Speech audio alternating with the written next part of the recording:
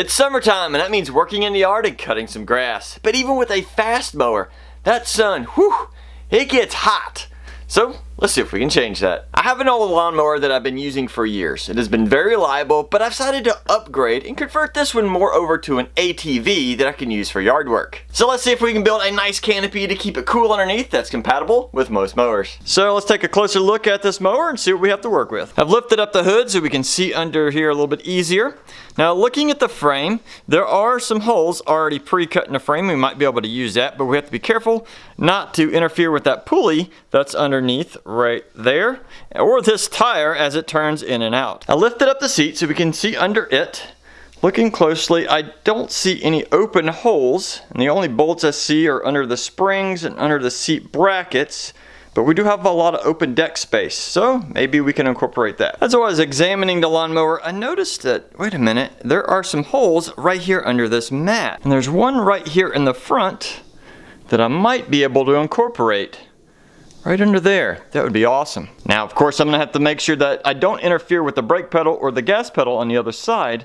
But if I can come off at an angle here, I should be able to miss that pedal and still have plenty of width for a wide canopy. You could probably make this canopy out of some plastic or even some wood, but I think in this turn I'm going to actually use some metal electrical conduit. It's fairly lightweight and it's really strong. Plus, if you have the right tools, you can make some nice bends, and if you hit it with a hammer aloft, you can flatten it out and make a nice little sturdy spot that you can put some bolts through. I'm going to use this piece of conduit that already has an angle on it just to get a rough idea, and putting it there, I believe, wow, that's almost a perfect length. It allows me to go out towards the tire so the pedals don't hit it, and it should allow me to go back up and around real easily. So I'm going to go with that size. Looking at the mark that was used to make this bend, let's measure this out, and that is about 10 inches. And to get all those angles into conduit, I'm going to be using a conduit bender. Now, other than that practice piece, this will be the first time I've ever used one of these, so there's a good chance I might get some of this terminology wrong, and if I do, put that in the comments and I'll try and fix that in the future. If you've never played with electrical conduit, it usually comes in about 10-foot sections, at least at most home improvement stores, and I believe we're going to need 3 of these. And since this pipe is so long, I have a feeling it'll be easier to flatten the end before I put that bend in it.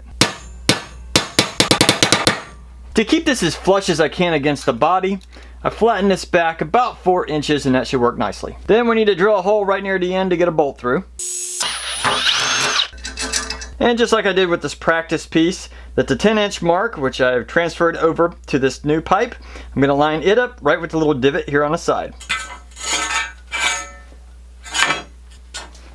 And I believe that is going to work nicely. And I just realized that the hole I was planning on going through is just a tad too small, so we're going to have to drill that out too.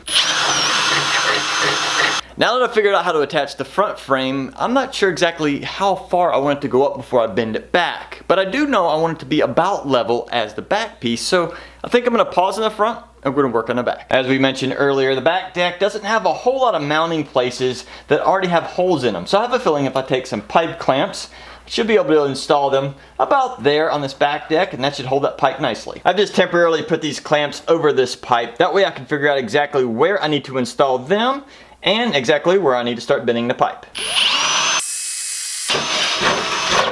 We have right at 20 inches between the holes, so let's add an additional 4 inches to each side, and that'll give us plenty of room to begin that curve. Taking a bunch of measurements, and I'm hoping this is the right spot to bend it at, so let's give this a shot. And to hopefully keep this side as straight up as possible, when I go to bend the second side, I've clamped it to the step stool.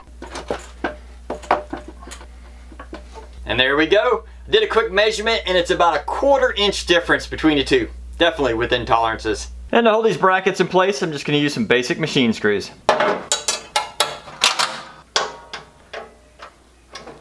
And once I got the brackets on, it just stands up on its own. With the back one now in place, I'm going to temporarily place this front one in position, and that'll allow me to get a measurement of about where I want to bend it.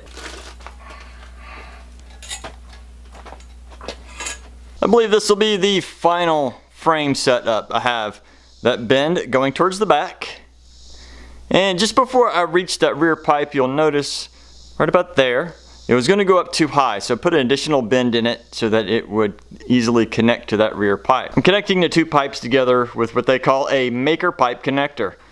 But you don't have to have one of these. You can always just drill some holes and bolt them together. Now I just have to take that front pipe and make a mirror image for the other side. I've tightened all the bolts down and well, it's pretty sturdy. At least it's staying up. I don't have to worry about it falling over. But I have a feeling that I need to put a couple cross supports to it, and that'll strengthen everything up and it won't have nearly as much shake, and well, I think it'll just be a lot stronger in general. Looking at it from this angle, you'll see that most of the shake is just side to side. So I believe I put one in the back and one in the front.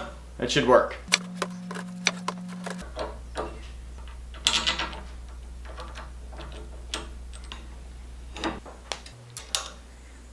And now for the moment of truth. Oh wow, I don't even have to duck for this. This is awesome. Sorry, the seat is a little squeaky, but it's a lawnmower. All right, does it shake? A little bit, but it is attached to the body. Nothing too excessive, nothing like it was before. And that should be awesome. I don't have to ever worry about hitting my head. I mean, I'd have to lean way over to hit my head. So this is gonna be great. Now, let's work on the top. Now, of course, I would like the shade to go from the very front up here all the way pretty much to the back. And I have to take in consideration that I do have an extra curve here. So whatever I'm using needs to be flexible. One option that a lot of people probably have are tarps. You can get these inexpensively, and this should work well going over the whole setup. The only downside is these deteriorate pretty quickly if you leave them out in the sun. So I think I'm gonna try something else. Here recently, my wife and I were at an estate sale. We found this huge roll of fabric for about $4. It's a little bit stained here and there, but I have a feeling this will work great for that setup. My wife just finished sewing this together for me, so let me show you a closer look. The fabric is just a little bit wider than the actual frame, so she wrapped it around the edge here and sewed it on the back and all the way down the side edge here, and then in the front she just added some Velcro so it's easy to attach. We did leave a little more room here in the middle with the hopes that it'll kind of flow with the wind and provide a little bit better ventilation. Now I'm super excited to see how well this works, so let's take it outside and give it a test.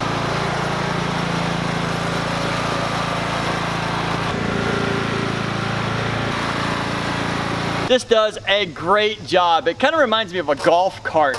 Just the height of it and everything. Now, of course, if you lean too far out, you'll still be in the sun, or depending on the way the sun is angled throughout the day. But if you're like midday and you're mowing the lawn, this is an awesome setup. I'm super excited to have this complete. Now I can continue the process of converting this lawnmower over to more of like an ATV yard worker to make it easier around the yard. Now if by chance you enjoyed this, please let me know in the comments if you'd like to see more videos on this, or if you don't. Either way, let me know. Otherwise, get out in your shop and have fun building.